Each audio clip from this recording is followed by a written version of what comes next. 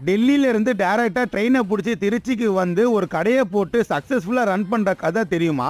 இந்த ஒரு ஸ்பாட்டுக்கு டெய்லி சாயந்தரம் 5-6 மணிக்கு போனீங்கன்னா சுட சுட மோமோஸ், பர்கர், சமோசா சாப்பிடலாம். அவங்க தர அந்த சமோசா, பர்கர்லாம் நீங்க சாப்பிட்டீங்கன்னா வேற எதுவுமே நீங்க ஆர்டர் பண்ண மாட்டீங்க. ஏன்னு பாத்தீங்கன்னா அவங்கள்ட்ட வெரைட்டி அவ்வளவுதான். அவங்க தர அந்த பாம்பே சமோசா வெறும் 10 ரூபாய்க்கு அட்டகாசமா இருக்கு. 20 ரூபாய்க்கு தர வெஜ் பர்கர், 50 ரூபாய் 70 ரூபாய்க்கு தர மோமோஸ்லாம் அந்த ரேட்டுக்கு செம்ம ஒர்த்து தான் நான் சொல்லுவேன். அந்த சமோசா மோமோஸ்க்குலாம் ஓன் ப்ரிப்பேர் பண்ற அந்த சாஸை தொட்டு சாப்பிட்டீங்கன்னா உதடு ஃபுல்லா செம்ம காரமாயிரும். எவ்வளவு காரமா இருந்தாலும் பரவாயில்ல, எப்பயாவது தானே சாப்பிடுறோம்ட்டு அதையும் நான் சுட சுட சாப்பிட்டேங்க.